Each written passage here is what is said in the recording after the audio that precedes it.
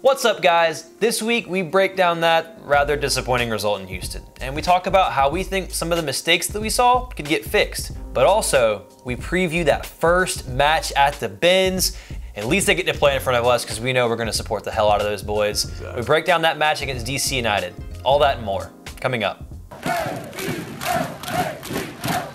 Welcome to the show, 5-Star fam. I'm AJ. This is Tanner McLeod. Before we get into it, become a member of the notification squad by hitting the bell next to the subscribe button. Let's get right into it, guys. Our 4-0 loss against Houston Dynamo really left a bad taste in our mouths, but we're gonna break it down and really get into what we saw that we lacked and we can improve on. So let's look at Houston's first goal. Ellis catches LGP in possession and he has an easy pass to the back post for the goal. Escobar is caught ball watching and we really could have done much better here.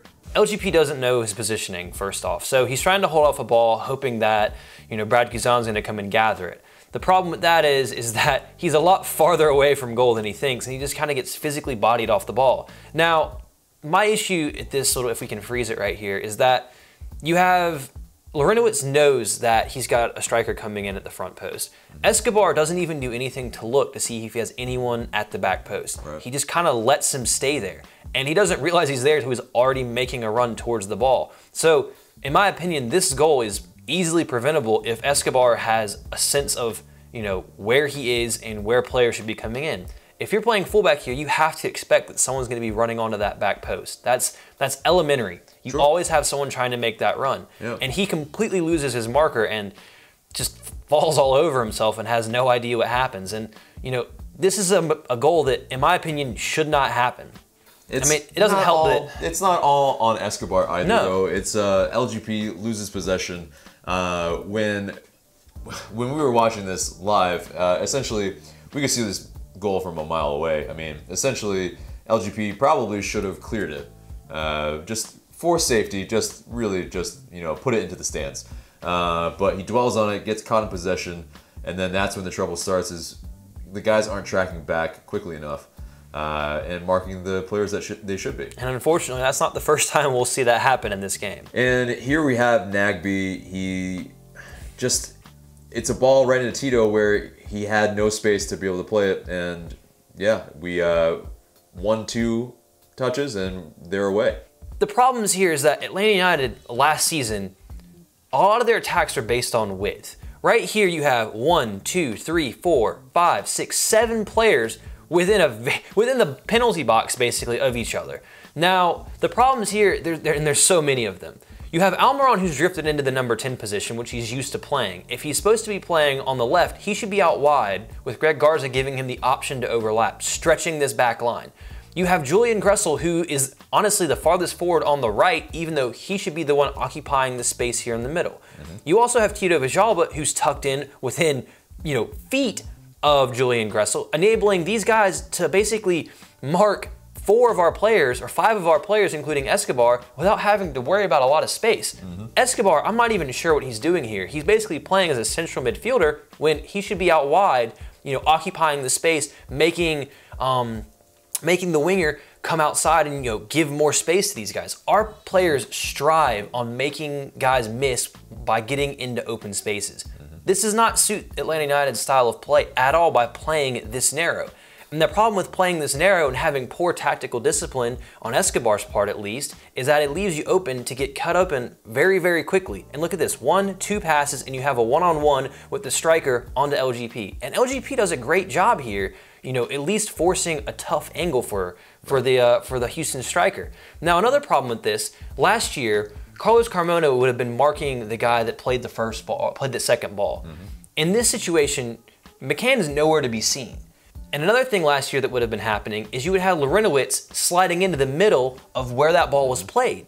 You have 3 guys basically playing a 3-man defense across that back line. Meanwhile, Lorinowitz is pushed way too far up. There's no one in that middle space, enabling him to have an easy ball for the striker to run onto loads and loads of open space. And again, pace against the center back that's not very quick. Exactly. LGP is not slow, but he's not quick enough to be having sprints every single time we lose the ball.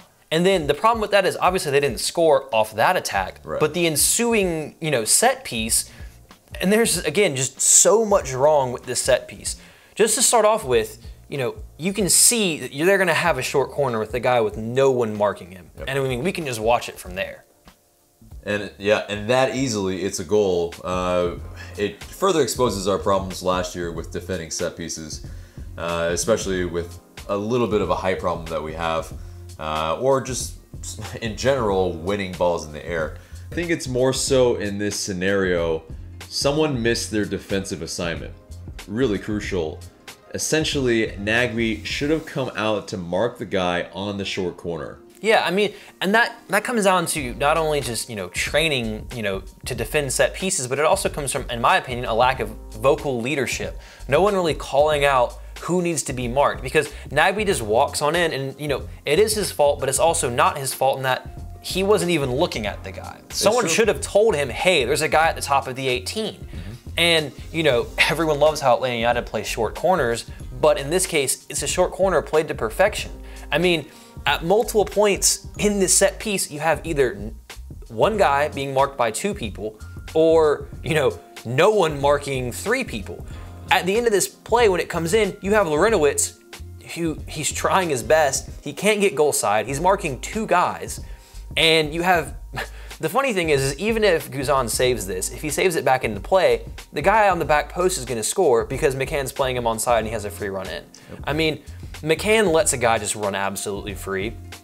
LGP is not communicating with Lorenowitz at all, and it's an easy header.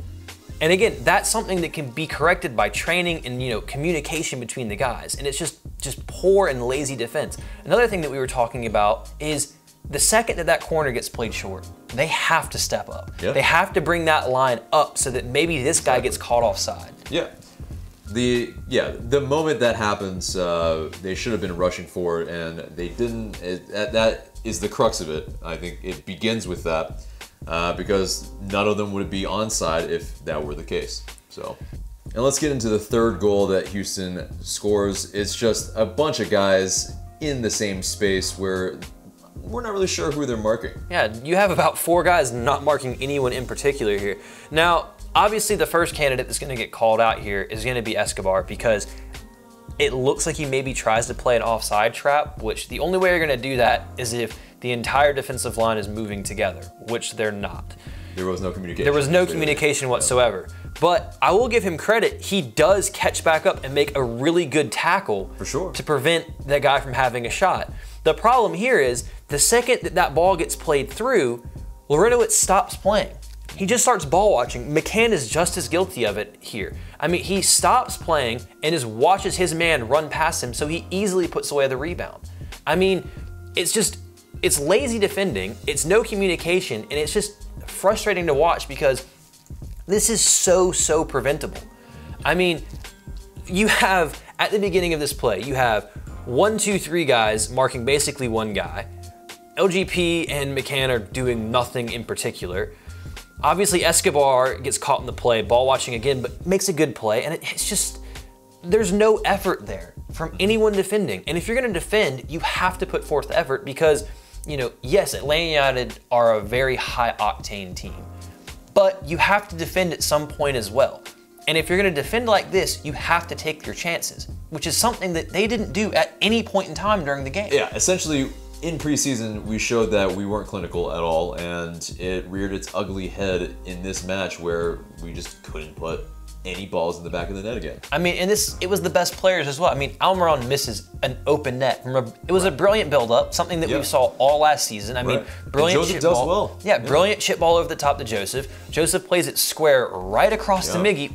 Easy tap in. And I think the lack of a right foot doesn't do him, any favors here, but that's a ball that I expect him to be putting away every single time. I mean, that is an easy chance that United should be putting away.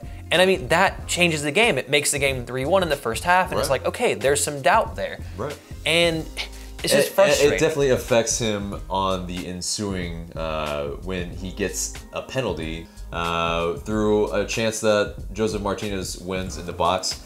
On a brilliant ball from Parkhurst as well. That was a phenomenally, played ball from defense right through to attack. And I think Joseph is one of those players that he's confident regardless of what happens through the entirety of the match. If he misses 7 chances, he's going to take the 8th regardless. And I think he should have been the one to take that penalty because I think the entire game was weighing on Miggy. He never looked comfortable. He kept drifting into a more, favorable position for him, which was that central role. He didn't really do a lot from the left. Yeah, it definitely, I think, is the structure of what we were very worried about to begin the match, is this whole lineup construction. Like we saw players in positions that they weren't supposed to really play to begin with. It's not their natural position. For instance, Miggy is not really a winger in that sense when you have Gressel playing in the middle. Like that should have been swapped, or Tito should have been on the left, Gressel on the right, so that he can he can cross in those beautiful balls that he usually can do. And then Miggy in the middle, that's where he has that communication with Joseph and they have that connection. That whole thing comes from players not being in the positions they're used to playing. And I think, I remember when the lineup first came out, I texted you immediately and said I was not comfortable. I didn't feel good looking at that lineup. My personal opinion, and Tata's forgotten more about football than I will ever know to begin with, but just the way I favor playing, wingers, if you play the style of football that Atlanta United play, the fullbacks are always overlapping. They're the ones that provide that width down, down the touchline. I always am of the belief that you play the wingers on the opposite side of their foot so they can come onto their dominant foot. You have Vijalba coming off the left onto his right foot, which we know what he can do off that because it's an absolute rocket. You give Miggy the opportunity to come off the right onto his left foot where he's a lot more comfortable and he can hit those shots. And then that's if you're going to do that too. But and so if if Gressel is starting in the middle, right now his touch is just not good enough to be in the middle, and his creativity and his small one-touch passes just aren't quite there. So for Miggy, he needs to be the guy in the middle, or it's when he's healthy, Barco, or maybe and that's no slight on Gressel. I think Gressel's a very talented player, but he suits playing on the right a lot more than playing centrally because he has more space on the right, so his touch doesn't have to be as precise. He works hard, so he gets back to defend, and he has the ability to cross on that right foot, which is what he's good at doing. When he's in the middle, you have to have very good close control, which Barco has, which Almiron has, and Almiron, he just drifted central so many times, and that's just where he wants to be, and that created a very narrow space for the team to play, and there was no area to play balls into space, which is what Atlanta United excelled at. And it was just odd to see them so uncharacteristically bad at attacking, which is what the strength of that team really is. And I think again we saw all of this in preseason where we didn't get to see the entire projected starting 11 play together, and really with this lineup we still haven't. And so, it's players that are trying to gel together with players that they haven't really played with. Like we are one of the teams that actually had the most turnover in the off season. So it's something that we needed to deal with. When we have to deal with players being played out of position like Lorenowitz at center back, we have other situations where McCann is being relied on as the defensive midfielder. It's going to be a pretty large worry. But I think with all this said, we need to understand that it's just the first match. We need to understand that we trust the team to be able to shore up these mistakes. But I think with such a weird preseason, it really did not prepare them for this type of match against a team that was perfectly suited against playing us, especially with the deficiencies in the positions where the players were played out of position. I mean, I think that I think looking back now, it's easy to see that the preseason preparation was poor. You had a game that was basically useless in Nashville because the conditions aren't helping you. You're not really building any fitness. Yep. It's not going to help you as a team work on your chemistry because the ball's not moving. Yep. You played on a pretty poor pitch in Charleston against opposition that wasn't the greatest. Not saying Columbus isn't, because Columbus obviously had that great defeat of Toronto in the opening match. But, you know, Minnesota's nothing great.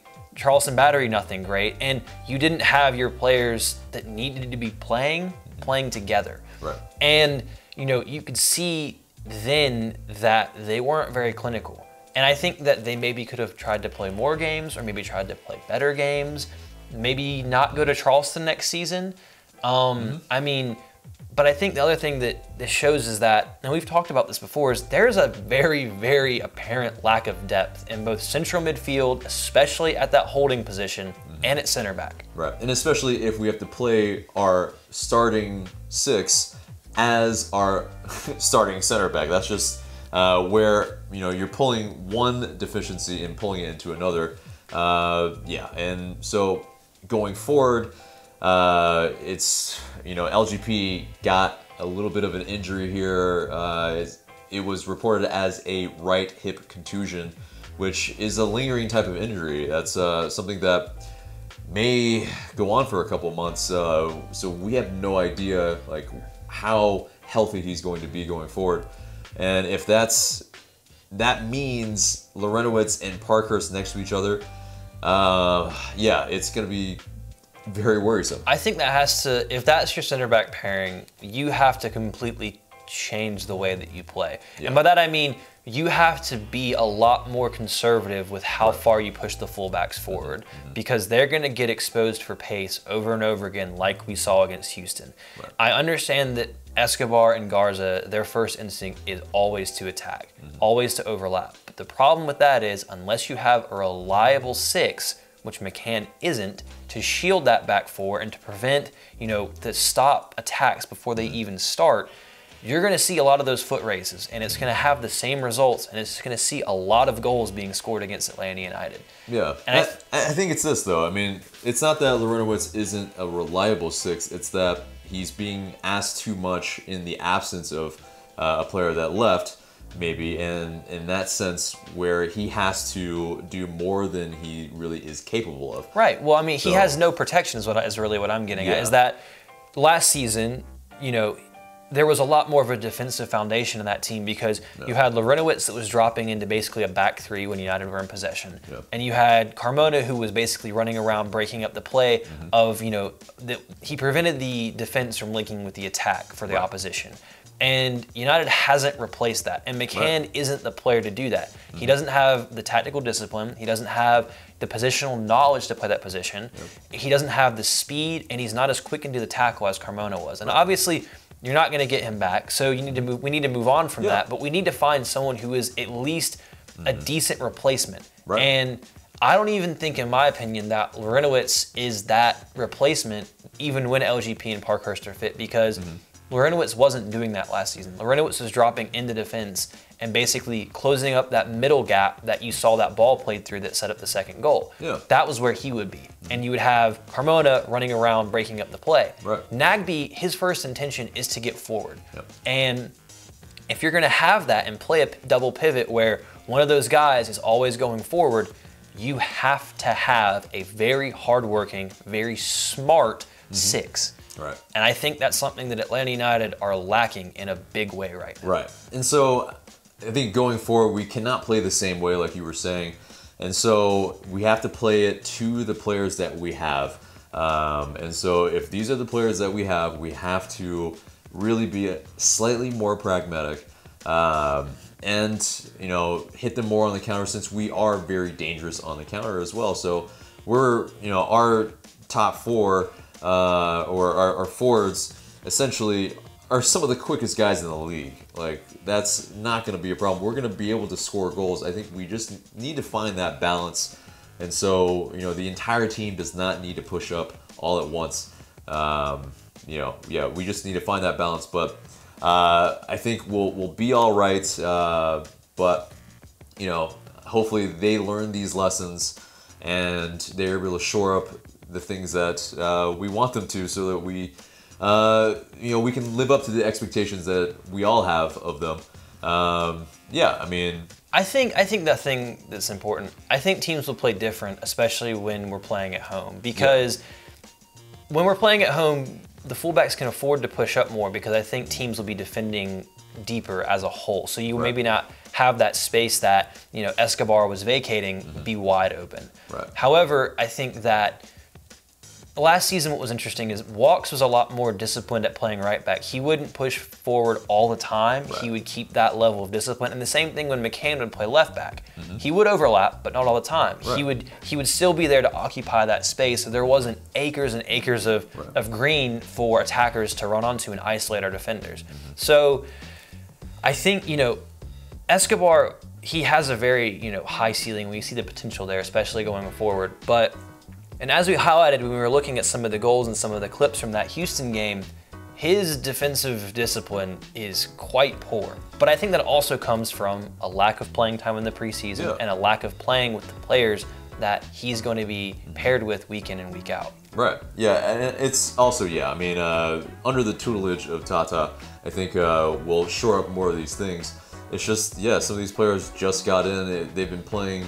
It's essentially almost the reverse of last season, where the inaugural season, you know, we were bringing in players, but they had time to gel a little bit more than these guys coming in.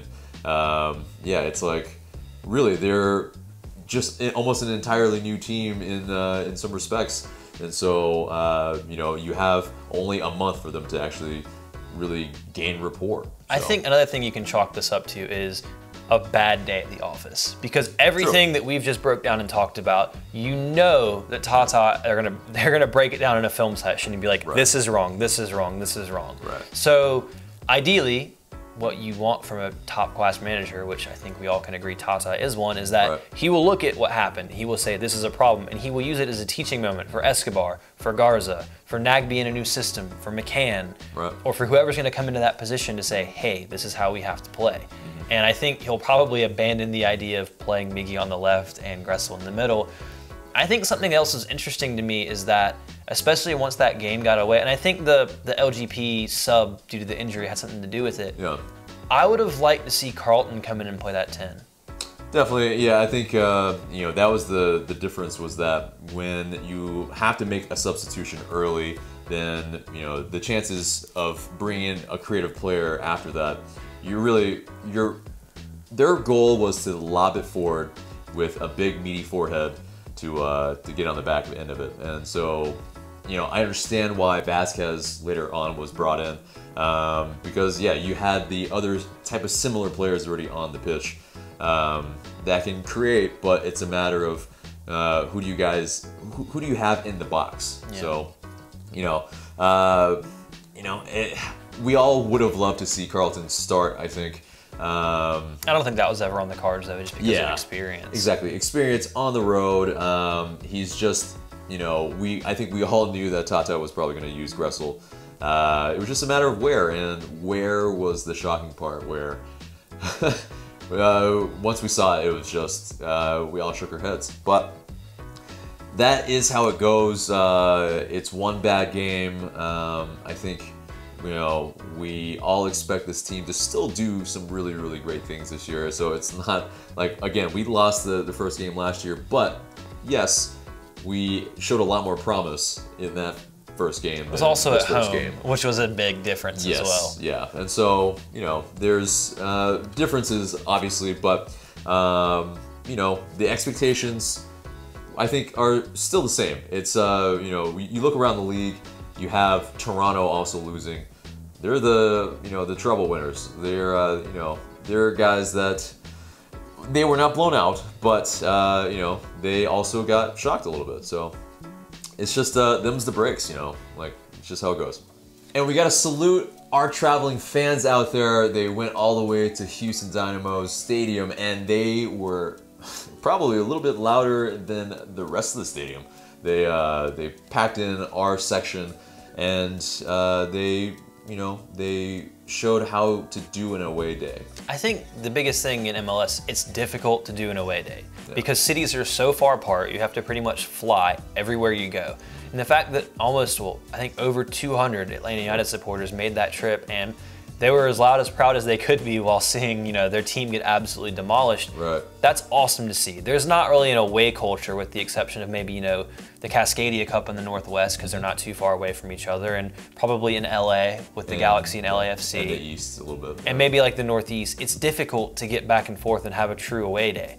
And the fact that the United fans made, you know, made that trip, it's incredible. So hats off to all of them. I mean, that's brilliant, and hopefully we can see more of a culture like this growing in MLS because having a great away following makes the game and makes the atmosphere so much better because it pushes the home fans. So welcome to Atlanta, Jillian Sakovitz. She joins the Fox broadcast team of Daniel Gargan and Kevin Egan. And speaking of those two, they were playing at Soccer Station in Marta, and Daniel Gargan just murders Kevin Egan in this video. That's not what you want to see. R.I.P. I feel for the man. That's like it's like you just want to walk away after that. Just I'm done taking off the boots. I think that will be heard of, and it's on video. It's just like the worst. Oh, yeah. And apparently there was an even worse one that Kevin Egan suffered. So thankfully for him, I think he stick to the booth, Kevin. Woo, boy. Stick to the booth. Oh man, no, I mean I think he's probably a fine fine footballer, but it's just everybody gets nutmegged once in a while, and unfortunately he had his caught on camera, and I mean. To be fair, he like kind of joined in on the ribbing as well, but oh boy, like I'm super excited for having two guys that are seemingly like they're trying to get into the community as well. So that's fantastic. The little event that they held was open to the public, and they wanted fans to join them. So they're going to be doing that more in the future. That sounds great. And in case you missed it, which I'm pretty sure no one did because it was very obvious when he wasn't playing, our new signing Ezequiel Barco is out 4 to 6 weeks with a right quad injury.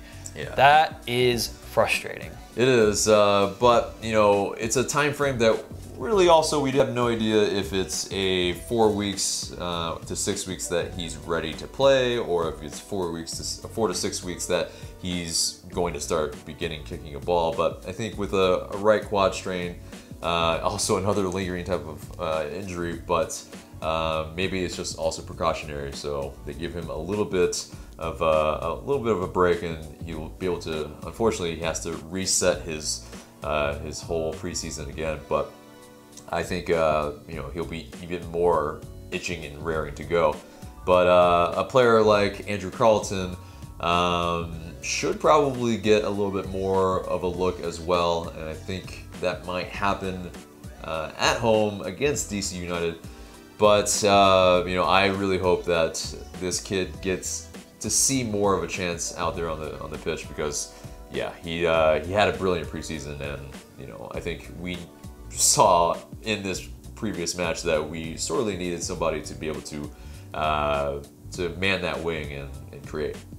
And guys, there's a game this week. There is. In Mercedes-Benz Stadium, and we're going to it because Atlanta United are playing DC United. Hell yeah. Finally! Finally I can go watch some soccer live, and it actually means something.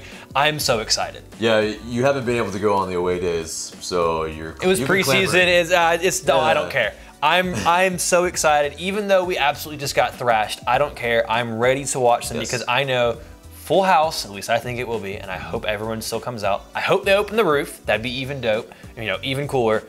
I'm excited. I think that this comes at a perfect time, because I think that team's going to be pissed off. They're going to be in front of the home fans who are also pissed off, and we're playing a team that I think everyone can agree on we absolutely hate. Yeah, and it's a team that also absolutely has our number. They just always seem to beat us, and we really, really want to get one over them. Yeah, it's a team that was terrible last season, and they beat us 3-1, 2-1, and 1-0. 2 goals in 3 games against a team that was terrible. Yeah. Blows my mind. Right. And the thing that really both frustrates me and worries me after this past week's performance, they have Yamil Asad, who, guess what? Scored their only goal in their draw against Orlando City. Exactly. And while I'm happy for him that he scored against Orlando, so that's fine.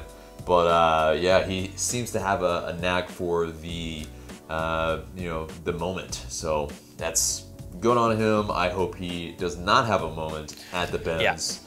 But, terrible game. Yeah. But a great season, except when he plays us. Right. And so, you know, we will cheer him on when he arrives. Clap him when they announce his name. Exactly. There is no ill will, even though, yes, there is the, yes, he had the choice. Yeah, but, you know, he essentially chose not to be a bench player for Atlanta United versus probably having, and he showed that he did, have a starting spot in the DC lineup.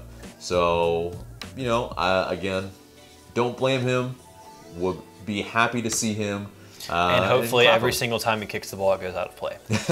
But, you know, that's, that's just how it is because he's lining up for DC. I mean, I think that there's a lot that needs to be changed for this match. And I think we'll see Almiron slide back into the number 10. At least I hope so, because I think the experiment last week went horribly wrong. We don't know the status of LGP, so I have no idea how that's going to line up. Right. And so, unfortunately, Parkey was probably held back just a little bit. That's why he probably wasn't starting. That is a worry now. Is he able to be match fit to play the entire match? As a center back, you're maybe not running as much as other players, but, you know, still, obviously, with Parkey and Lorenowitz, that's probably going to be the center back line, and we'll probably see more McCann just because we're short. So it further outlines, yes, Darren Eels, Carlos Bocanegra. Please sign someone. Find some people. I know you are probably. One good one or one at both. Probably one at both is like the best option there. That'd be ideal. The money's there to have a solid one at both positions, or a really about $2 million in TAM. The problem, I think, is just where are you going to get them from? Because they have to be a fringe player in Europe to be able to leave now because they can't be replaced. You're not going to get someone who's playing because the team, you know, the transfer window is closed over there. South America, maybe dip into that pool again, but then you're going maybe not as, you know, not much top flight experience. But, you know, I think there'll be some changes. I think they'll be for the best. And I think we're going to go at them. I'm just ready to see the ball go in the back of the net with consistency. Right. And, you know, to get into that, you know, how do you think it's going to end up? I think it's going to be a tough game. I think, you know, they're going to do what they do best and bunker down. But I think because the team is going to be fired up with the entire crowd just probably on DC United every time they touch the ball, maybe. Let me do that. You know, I think we can pull out a 2-1 win. I think it's going to be a lot more exciting in the fact that I think it's time we see that ball hit the back of the net. I think that they're going to work on it. I think that they're going to be really keyed up to be playing in front of that home support. It's going to be a packed house. I think they're going to go at DC. I think they're going to score. I also think DC are going to score. So I'm going to go for a rather wild and high scoring 3-2 to Atlanta United. All right, we'll see. And Assad's definitely going to score. You know he's going to score. It's going. I don't want him to, but you know he's going to do it. He's one for the moment, man. He recognizes the time and he rises to the occasion. So as long as they don't win, I don't care. Will be okay. Yep, he could have a hat trick if we win 5-3. I really don't care. I mean, genuinely, as long as Atlanta United are walking out of the Benz with 3 points. Come next weekend, I'll be okay. I don't know if I want to see Asad. I don't care. It would just look. As long as United win, it would be bad. And to talk about players, former players, and our current state, it takes us into our question of the week this week. And our question is, do you think we have enough depth to survive a whole season if we suffer any sort of injury crisis? I think we both agree that we don't. We need some more players, especially in those central positions. But get down in the comments, hit us up on Twitter, let us know what you think, and we look forward to reading them. So that's it for today. Remember to smash a like, remember to subscribe if you haven't, and for Tanner McLeod, I'm AJ. Thank you guys so much for watching.